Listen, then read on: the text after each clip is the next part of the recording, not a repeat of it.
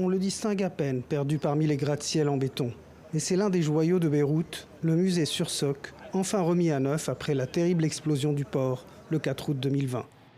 Ses vitraux de couleur, ses œuvres et son emblématique salon arabe ont retrouvé leur place.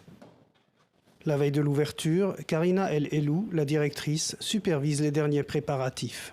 Au moment de l'explosion, cette œuvre a reçu un dommage très, très important au niveau du haut de la toile. Il y a eu une fissure de presque 90 cm qui a dû être restaurée. Donc la restauration a eu lieu au centre Pompidou.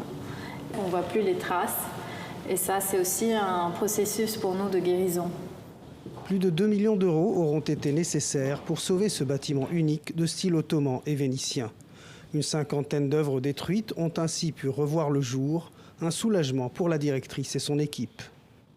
Très peu de musées, si ce n'est peut-être aucun, n'a vécu ce qu'on a vécu, puisqu'une équipe qui est mobilisée pendant 2 ans et demi juste sur une gestion de crise. Donc aujourd'hui, on est enfin impatient de reprendre ce travail, celui d'organiser des expositions, de communiquer avec le grand public autour du patrimoine artistique du Liban.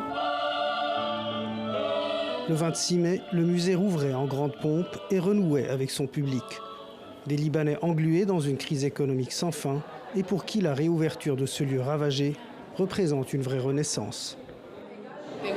Ils ont travaillé tellement dur pour remettre tout en état après un désastre pareil.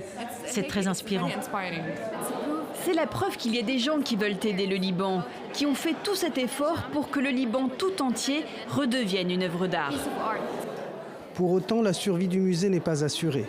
Alors que les financements de l'État se sont taris avec la crise, cette institution publique et gratuite, dont le budget annuel est de 1 million d'euros, doit trouver d'autres sources de revenus.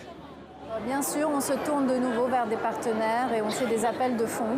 Donc voilà, c'est une autre phase qui nous attend et une autre bataille.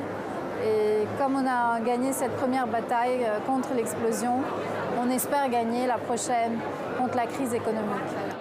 Mais aujourd'hui, l'heure est à savourer les œuvres retrouvées. Au Liban en pleine tourmente, l'art est plus que jamais un levier d'espoir en temps de crise.